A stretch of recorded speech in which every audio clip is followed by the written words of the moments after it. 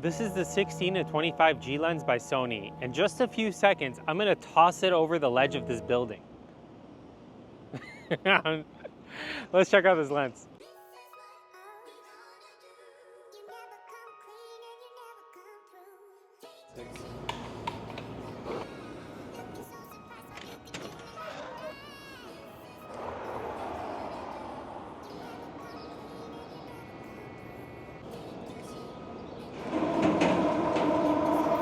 I was planning out this review and I was like, all right, I'm gonna go to the studio, shoot it at the desk with the podcast mic.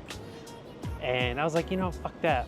I was like, I want some action. I want to be on the city. I actually want to be shooting with the lens that I'm talking about and like showing it. So far, so good. The Tamron 17-28. Damn it. Sony recently released this lens right here. This is a Sony FE 16-25mm lens. It's a compact budget lens, and it's in direct competition with the Tamron version of this, which is the 17-28, and then the Sigma version of this, which is the 16-28. It is a little pricier than both of them. Is it worth it? Let's find out. So I bought this lens because my Tamron lens took a shit.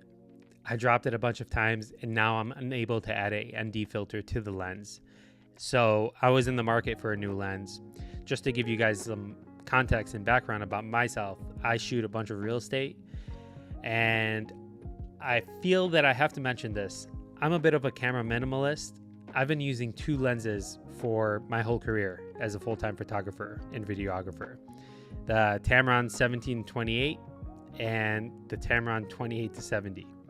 So those two lenses have been literally fulfilling all my needs. I mean, I shoot real estate, weddings, sometimes I do events, whatever it is. And I've never really felt a need to upgrade, to be honest with you. I know there's a bunch of beautiful lenses with beautiful glass, but for me, my needs have been being met. My clients love my work.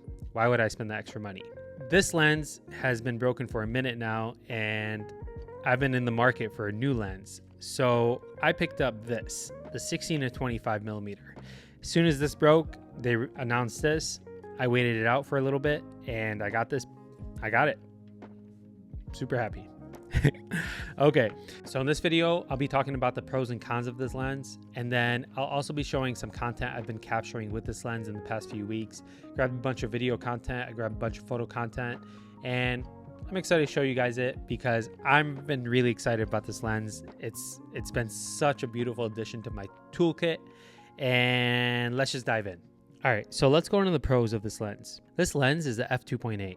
I've had no problem in low light situations, especially when it's on my Sony ZV-E1. Pro number 2, this lens is incredibly compact. It's about the same size as the Tamron 17-28, and it weighs just under a pound, making it easy to take anywhere.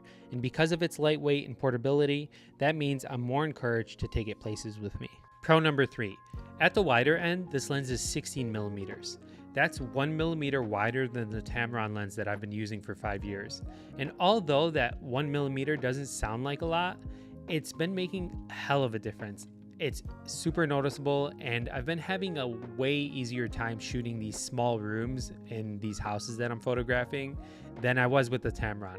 I don't feel like I have to back all the way up into the corner. I feel like that 1mm is just enough to where I'm pretty chilling, and it's making my job way easier, so that's a huge pro for me. Pro number 4, there is this aperture ring on the lens here, and it does make this cool sound. It's really grippy, and it doesn't feel like it's just sliding around. Like you actually have to put a little bit of force to move it, and I like that. There is a focus hold button and a autofocus and manual focus switch on this lens. They also say that this lens is weather sealed. I won't be testing that out. Not going to trust that. So let's hop into the two downsides that I found about this lens. Downside number 1, this is a 16-25mm lens. So you're capped at 25mm. For me, it really hasn't been that big of an issue. I have a wide lens because I'm trying to shoot really wide. But if you're used to having that 35mm, then I'm sure you're going to have feel a little bit of a limitation. So again, it comes down to personal preference. Con number 2, this one was a little bit meh. On the wider end of this lens, when I'm shooting 16mm, I found that there's a lot of distortion. Nothing I can't fix in post, but it's there. it's pretty noticeable too.